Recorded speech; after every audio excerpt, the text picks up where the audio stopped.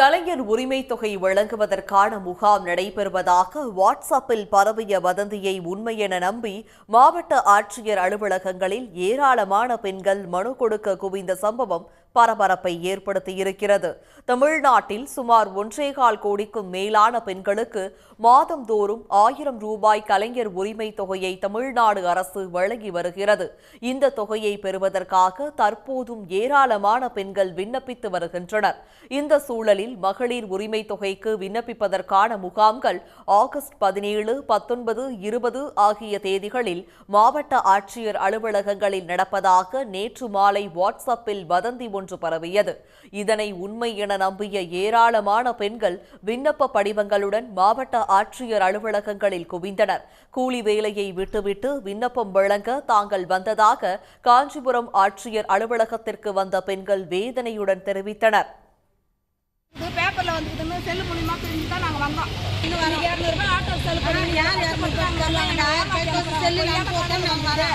எவ்வளோ தூரத்துல இருந்தெல்லாம் வந்துக்குதுங்க ஜனங்க பாவம்.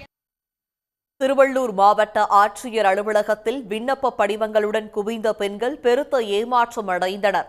இதுபோன்ற வதந்திகளை உண்மை என நம்ப வேண்டாம் என்று அறிவுரை கூறி அவர்களை மாவட்ட வருவாய் அலுவலர் ராஜ்குமார் அனுப்பி வைத்தார்.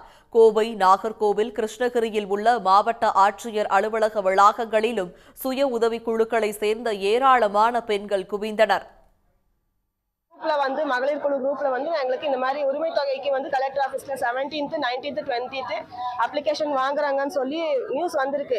அதை நம்பிதான் நாங்க வந்தோம். என்னென்ன வேணும்னு சொல்லி நான் அதில் கேட்டிருக்கிறேன். குரூப்லயே கேட்டதுக்கு அவங்க என்னென்ன டீட்டெயில்ஸ் கொடுக்கணுமோ உங்க ப்ரூஃப் எல்லாத்தையும் கொண்டு போங்க, அங்க போய் அப்ளிகேஷன் வாங்கி கொடுங்கன்னு சொல்லியிருக்கிறாங்க.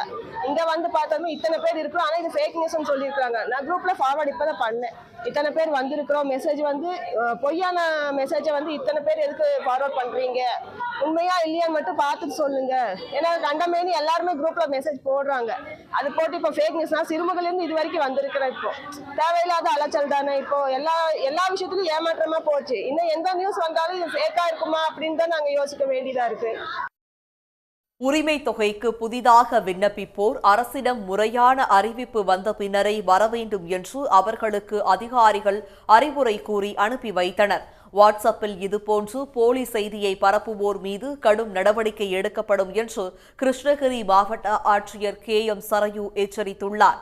வதந்தியை பரப்பி தங்களை அலைக்கழித்த நபர்களை கைது செய்ய வேண்டும் என்று பாதிக்கப்பட்ட பெண்கள் கோரிக்கை வைத்துள்ளனர். சன் நியூஸ் வாட்ஸ்அப் சேனலை ஃபாலோ செய்யுங்கள். QR கோடை ஸ்கேன் செய்து சன் நியூஸோடு இணைந்திருங்கள்.